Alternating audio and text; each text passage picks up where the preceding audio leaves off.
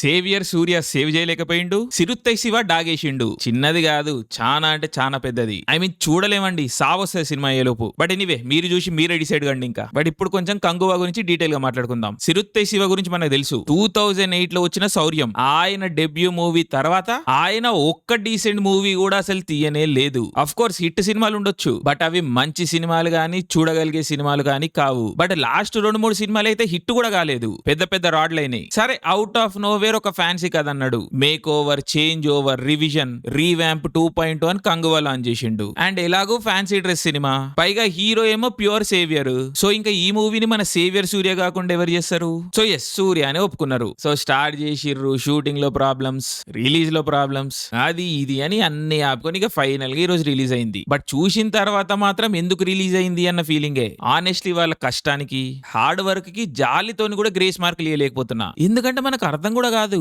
అసలు ఎట్లరా అని. అంటే ఒక కథ లేదు, ఒక డ్రామా లేదు, ఒక డైలాగ్ చక్కగా లేదు, అంటే ఆఖరికి ఒక పేరు కూడా చక్కగా లేదు. ఏ మేరకంటే మీకు ఛాలెంజ్ చేస్తున్నా, ఫ్లాష్ బ్యాక్ లో కంగువా అన్న పేరు కాకుండా ఇంకొక వేరే పేరు మీకు రిజిస్టర్ అయ్యి అర్థమై గుర్తుంది అంటే కింద కామెంట్స్ లో మెన్షన్ చేయండి, చూద్దాం ఎంతమంది రాస్తారో. నాకైతే బొంగు వినిపించలేదు, చక్కగా రిజిస్టర్ కూడా కాలేదు, అంత దారుణంగా ఉండే. ఇంకా హారిబుల్ అంటే హారిబుల్ యాక్టింగ్, ఆ డైలాగ్ డెలివరీ, ఆ diction, I mean God only knows. And ఆఖరికి ఫైట్స్ కూడా చక్కగా లేవు, మ్యూజిక్ కూడా చాలా అంటే చాలా డిసప్పాయింట్ చేసింది. అగైన్ ఒకటే ప్రశ్న, అసలు ఏం తీద్దాం అనుకుని తీసిర్రు మూవీని? నాకైతే అర్థమే కాలేదు. పోనీ తమిళ్ కల్చర్ కి ఏమైనా రిజెంబ్లెన్స్ ఉందా అంటే అది లేదు.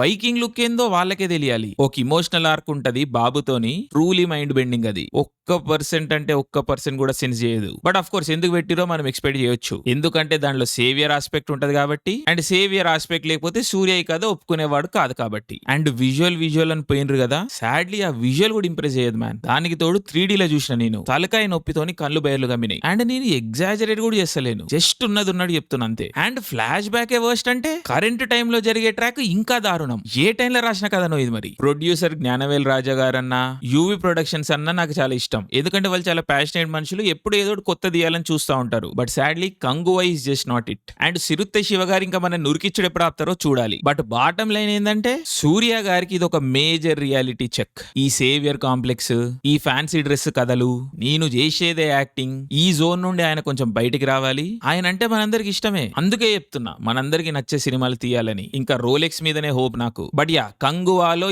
ఏదన్నా ఒక్క ఫ్లాష్ ఉంది అంటే that is Disha Patani. So first 10 minutes చూసి వచ్చేయచ్చు మూవీని. Kanguva a huge disappointment.